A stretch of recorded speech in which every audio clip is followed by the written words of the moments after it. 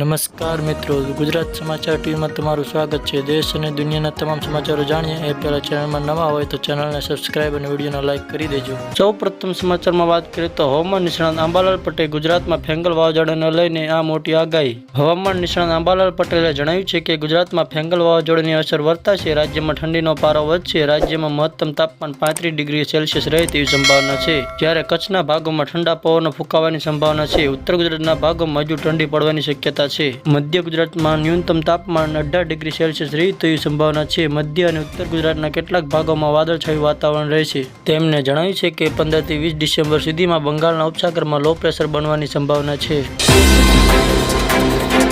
ત્યારબાદ સમાચારમાં આગળ જાણીએ તો ગૃહિણીને મોટો ફટકો, એલપીજી સિલિન્ડર થયો મોંઘો। ઓઇલ માર્કેટિંગ કંપનીઓએ એલપીજી સિલિન્ડરના ભાવમાં વધારો કર્યો છે। કંપનીઓએ તમામ શહેરોમાં સુધારેલી કિંમતો જારી કરી છે, જે મુજબ 19 કિલોના એલપીજી સિલિન્ડરના લગભગ 18 રૂપિયા મોંઘો થયો છે।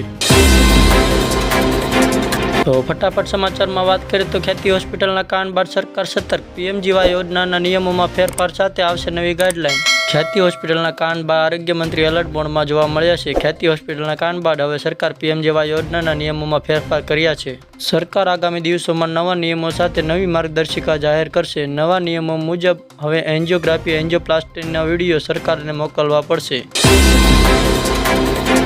તો હજી એક સમાચારમાં વાત કરીએ તો ગુજરાતમાં 160મી નગરપાલિકાનું એલાન, સીએમ ભૂપેન્દ્ર પટેલે આ વિસ્તારોમાં લોકોને આપી ભેટ। મુખ્યમંત્રી ભૂપેન્દ્ર પટેલે અમરેલી જિલ્લાની ધારી ગ્રામ પંચાયતને નગરપાલિકાનો દરજ્જો આપવાના નિર્ણયને અનુમતિ આપી છે। ધારી ગ્રામ પંચાયતમાં ધારીની આસપાસના પ્રેમપરા, હરિપરા, વેકરિયાપરા, નવાપરા, લાઈનપરા જૂથ ગ્રામ પંચાયત ભેળવી દઈને આ ધારી નગરપાલિકાની રચના કરવામાં આવશે।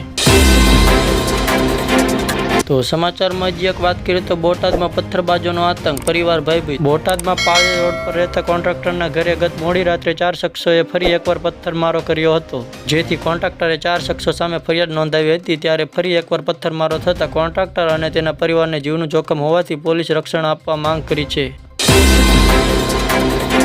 તો હજી એક સમાચારમાં વાત કરીએ તો ગુજરાત સરકારે 6.20 લાખ દિવ્યાંગોને આપી 650 કરોડથી વધુની સહાય। કેન્દ્ર અને રાજ્ય સરકારે દિવ્યાંગો માટે અનેક કલ્યાણકારી યોજનાઓ અમલી બનાવી છે। રાજ્ય સરકાર દ્વારા દિવ્યાંગ ઓળખ કાર્ડ, એસટી બસમાં મફત મુસાફરી યોજના, દિવ્યાંગ શિષ્યવૃત્તિ યોજના, દિવ્યાંગ લગ્ન સહાય જેવી અનેક કલ્યાણકારી યોજનાઓ કાર્યાન્વિત કરી છે। આ યોજનાઓ અંતર્ગત છેલ્લા 5 વર્ષમાં 6.20 લાખથી વધુ લાભાર્થીઓને રૂપિયા 650 કરોડથી વધુની સહાય ચૂકવવામાં આવશે।